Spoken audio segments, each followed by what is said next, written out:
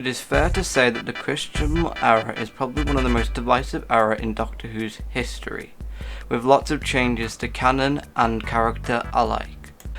This era has brought some of the most unique changes, yet these changes haven't all been welcomed by the fans. The episode runtime of 15 minutes and the shortening of the seasons to only 10 episodes. This has made many fans to believe that the episodes are really lackluster and dragged out, with many plots resolved in the final 5 minutes. This is something that I can agree on, and one of the most egregious episodes to do this is Orphan 55, and I will be talking about it as I believe this episode is one of the most divisive episodes, and yet it shows everything that is wrong with Chris Chibnall's era as showrunner. I will be going through this episode and speaking about the things that I find bad and what I think is the problems with the Chris Chibnall era and why many fans have been turned off by this era of Doctor Who.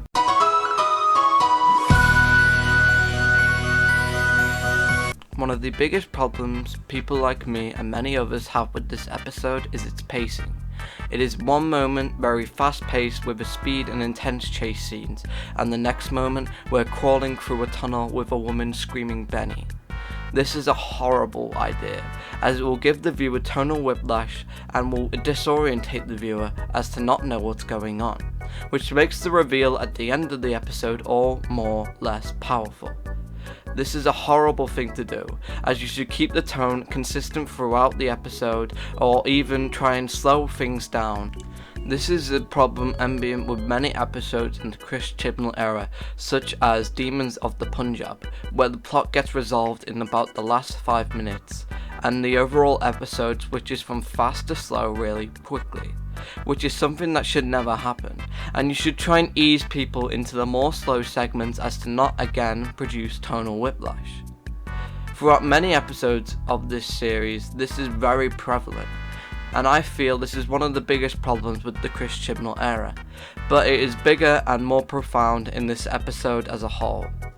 In any visual medium, it is really imperative that you get the pacing right in things like movies and TV shows.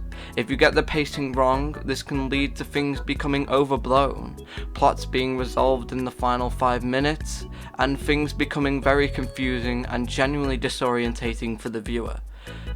This is why I think that the Chris Chibnall era has been really hard for many fans to watch, as because the pacing is off and everything seems a bit too fast and a bit too slow, the fans really don't like it, and you get to dislike it because you don't know what's going on and you have no idea how to feel about the episode at the end, because you couldn't take anything in due to the pacing issues. One of the next problems that many people have with the Chibnall era is that there are too many characters. With 4 people in the TARDIS, it can be hard to flesh out each companion enough, never mind all the side characters that Chibnall likes to add to his plots. This can make it feel really bloated, and that the characters don't have enough time, which means when a character sacrifices themselves in the story, they haven't had enough time to become an integral part of the story, so many people just don't really care. There isn't enough depth or character to even think of these people as people. When they die, nothing happens. You feel no emotion whatsoever, which makes the sacrifice at the end of every episode feel stupid and not earned. This is very prevalent in this episode, as there are tons of side characters that you are meant to care for, such as Benny, Benny's wife, and the 2 guards, and the guy and his son.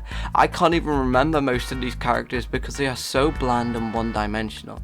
When each of them dies, you don't care. You do not care for these characters whatsoever, and when some of the two characters, the mother and daughter characters in the end, make their sacrifice, you don't care about it. You feel no emotion towards them whatsoever because they haven't been characterized enough.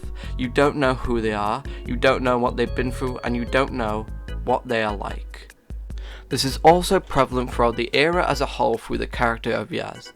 Yaz is a woefully underwritten character, and for a great actor, Mandip Gill has given nothing to do throughout the series. Chibnall woefully underuses her throughout his writing. This is due to there already being a ton of characters already. The only 2 characters that actually get some semblance of a character arc is Ryan and Graham. Even though Ryan's character arc is fairly weak, the only character I actually really cared about and had a good arc throughout this entire series and Chibnall's run as a whole is Graham. and that's because he's only played to perfection by Bradley Welsh. Although, let's get back to Yaz. Yaz is a woefully underused character. She is hand-fisted into the story, and the only thing she is used for is a moral speech during the story and to keep team morale high. That's not a good use of a companion or a character, and this is part and parcel to why many people do not like this era and this TARDIS team as a whole. There are too many characters in the TARDIS, which means that some of them have to suffer through characterization by default. This has also caused problems for the Doctor herself, especially in this episode, as she comes off very apathetic, not caring about the people who died, not even getting emotional over it. And even in the end, when they get teleported back and those two people sacrifice themselves, she could have went back to save them in the TARDIS. There was plenty of time to do it, especially because she has a time machine as well. She could have saved those people, and this has been done many times before in episodes like Fires of Pompeii. She could have went back and saved those people, yet she chooses not to. This is the deliberate choice in the Doctor if you look back at those episodes. This obviously is a deliberate choice. This doesn't work well, and this doesn't bode well for the character of the Doctor as a whole, making her come off as kind of psychotic.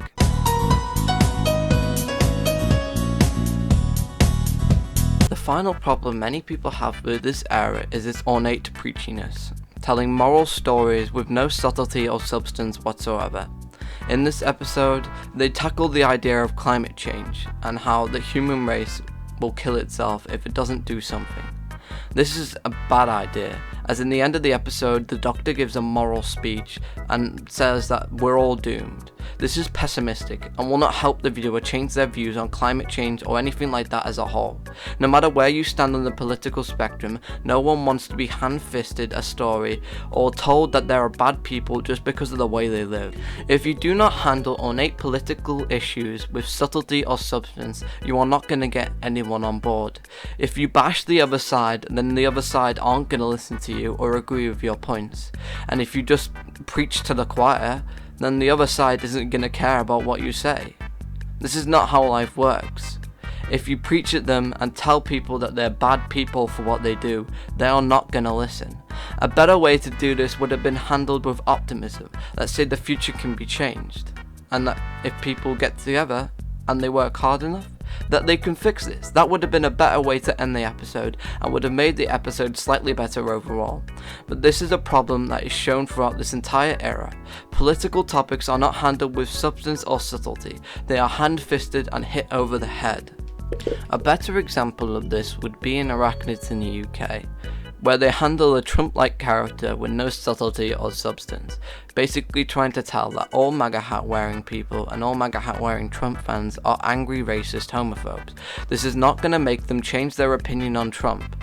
Like, if you're a MAGA hat wearing fan of Trump and you watch this episode, you're just going to be enraged. You're not going to care about the subtlety and you are not going to change your opinion on Trump.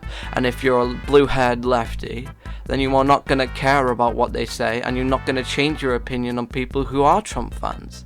It does nothing, and both sides leave the episode dissatisfied with the political substance.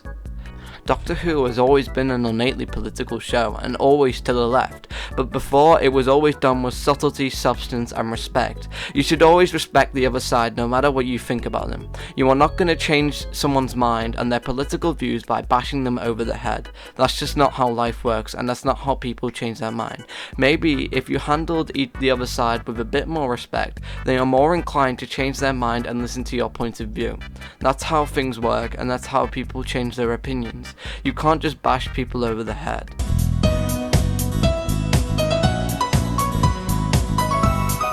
Through all of this era's faults, I do believe that it is subjective, and that someone might really enjoy this era. But in my opinion, this is one of the worst eras in Doctor Who's history. But I can't really be mad at Chris Chibnall, because it's a really hard job running a show. You have to produce it, and he has to write most of the scripts. This is a really tough job and it takes years to do. But he had a year. He had a year to give us some really good Doctor Who. We can't give him the same excuse as he did last time because he didn't have a lot of time coming into season 11. But he did have a lot of time now. So there is no excuse for this pure mediocrity and pure badness. He needs to do something, and he needs to change up this series fast. Otherwise, I believe that the series as a whole will die off, much like it did at the Sylvester McCoy era. This needs to change, and he needs to listen to the fans. We are not bad people. We are not entitled. We just want good Doctor Who.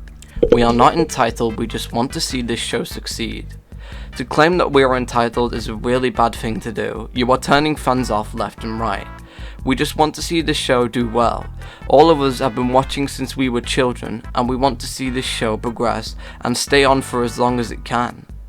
We love this show, and we wouldn't want anything bad to happen to it. Like, honestly, we really do want to see this show succeed. I was rooting for Chibnall and Jodie Whittaker when they were announced, and I really wanted this era to do well. We can only hope that he listens to the fans for the upcoming season 13, and we can only hope that things will change. If not for the fans, then for Doctor Who in general, because if it goes down the path it's going, I do believe it will be cancelled, and that is something that I never want to see happen to my favourite show. I hope you've enjoyed this video. It has been a bit more different than my others.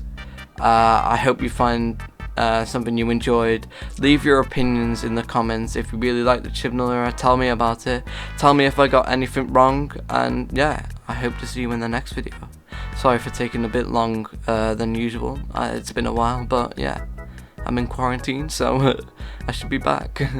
Thank you all. See you next time. Goodbye.